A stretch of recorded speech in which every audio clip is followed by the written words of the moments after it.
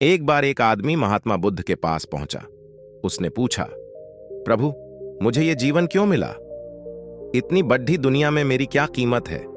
बुद्ध मुस्कुरा दिए और उस आदमी को एक चमकीला पत्थर देते हुए बोले कि जाओ, पहले इसका मूल्य पता करके आओ, लेकिन इसे बेचना मत, केवल मूल्य पता करना। वो आदमी सबसे पहले उस पत्थर को लेकर एक आम वाले के पास गया और उसे पत्थर दिखाते हुए बोला, इसकी कीमत क्या होगी? आम वाला पत्थर को देखते ही समझ गया कि ये कोई बेशकीमती पत्थर लगता है। फिर भी वह बनावटी आवाज में बोला कि मैं इसके बदले में 10 आम दे सकता हूं। आदमी वहां से चला गया और एक सब्जी वाले का पास पहुंचा, जिसने कहा कि मैं इसके बदले 1 बोरी आलू दे सकता हूं।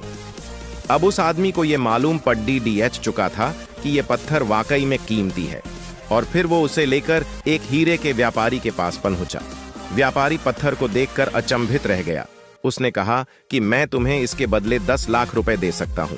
आदमी महात्मा बुद्ध के पास जाने के लिए मुद्दा ही था कि व्यापारी ने आवाज लगाई कि मैं तुम्हें इसके बदले में 50 लाख रुपए देने को भी तैयार हूं। लेकिन आदमी नहीं रुका। व्यापारी ने गिड़गिड़ाते हुए फिर आवाज लगाई कि तुम मुझे बस वो हीरा दे दो, बदले में तुम जितना धन चाहो मैं देने के लिए तैयार हूं।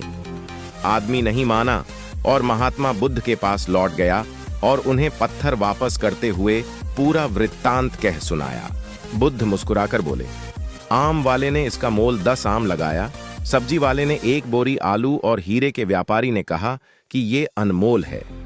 इस पत्थर के गुण जिसने जितने समझे उसने उतने मोल लगाए। ऐसा ही ये जीवन है। हर आदमी एक हीरे के समान है। दुनिया उसके गुणों को जितना पहचान पाती है उतनी ही महत्ता देती है। लेकिन आदमी और हीरे में फर्क ये है कि हीरे को कोई दूसरा तराशता है और आदमी को अपने आप को खुद ही तराशना पड़ता है। तुम भी अपने भीतर के गुणों को तराशो, तुम्हें पहचानने वाला भी कोई ना कोई मिल ही जाएगा। अब चलते हैं दूसरी कहानी की ओर। कई दिनों के विहार के बाद भगवान बुद्ध मगध की राजधानी राजगृह से प्रस्थान करने वाले थे। लोगों को जब यह पता चला तो वे उनके लिए भेंट आदि लेकर उनके दर्शनों के लिए आने लगे। अपने शिष्यों के साथ बैठे हुए बुद्ध लोगों की भेंट स्वीकार कर रहे थे। सम्राट बिंबिसार ने उन्हें भूमि, खाद्य, वस्त्र, वाहन आदि प्रदान किए। नगर सेठों ने भी धन, धान्य और सुवर्ण आभूषण उनके चरणों में अर्पित कर दिए। सभी के दान को स्वीकार करने के लिए बुद्ध अपना दायां हाथ उठाकर स्वीकृति इंगित कर देते थे। भीड़ में एक वृद्धा भी थी।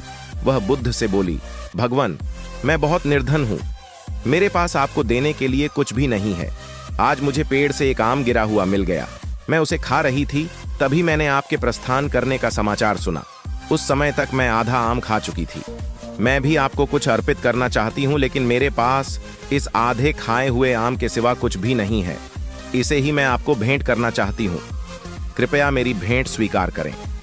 वहां उपस्थित अपार जन समुदाय, राजा, महाराजाओं और सेठों ने देखा कि भगवान बुद्ध अपने आसन से उठकर नीचे आए और उन्होंने दोनों हाथ फैलाकर वृद्धा का आधा आम स्वीकार किया।